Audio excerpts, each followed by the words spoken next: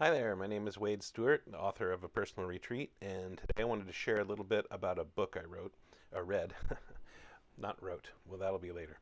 Um, so a few years ago, I was doing some more research on personal development, and I've read a number of personal development books. The one I wanted to talk about today was The Productivity Project by Chris Bailey. Um, I have to start by telling you that this is the most organized book of this genre that I've read yet, and it was an absolute pleasure to read. In each chapter, I knew exactly what I was getting into ahead of time, and I always came out with more, making me want to read the next chapter immediately.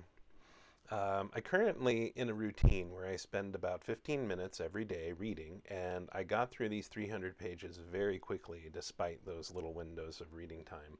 I will admit to cheating a little bit and reading over my 15 minutes just to squeeze in a bit more before moving on with my day. But it went fast.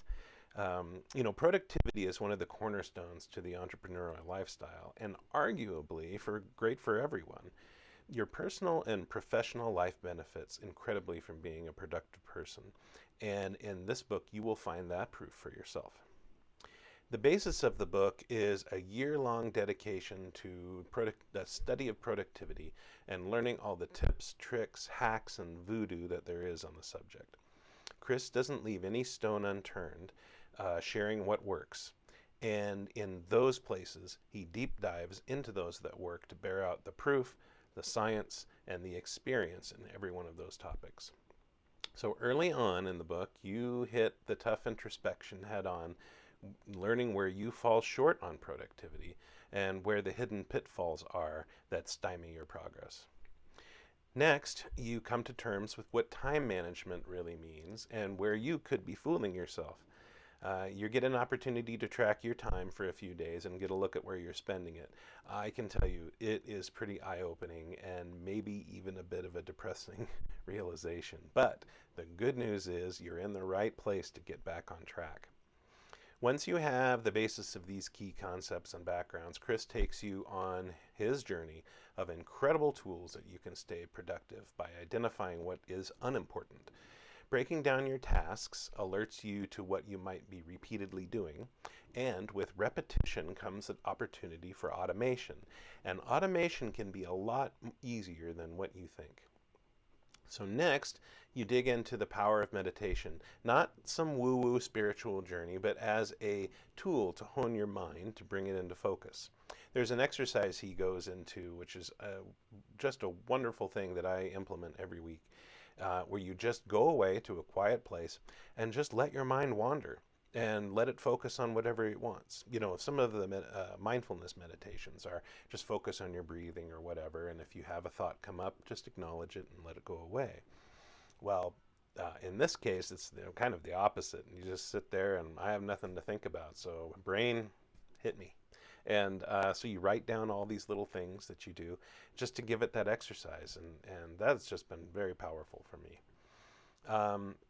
After the meditation, you're going to get into chapters that bring up your productivity game through attentiveness, health, wellness, and getting good sleep.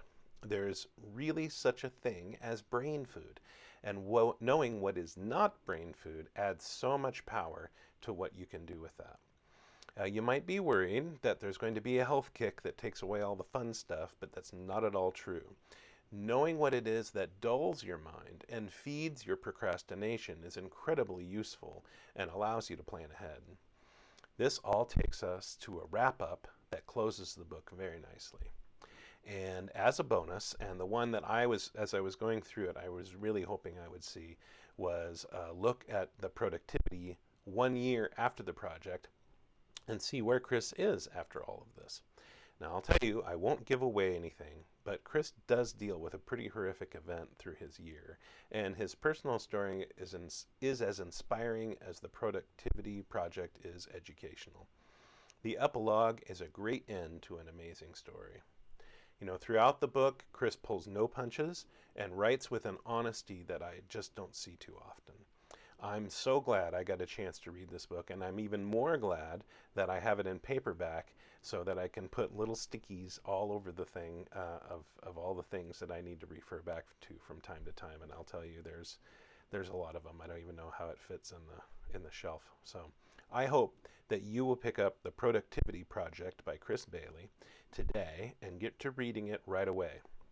You can't afford to needlessly lose hours of your life when you could be doing amazing things with the guidance from this little book. Thank you for watching.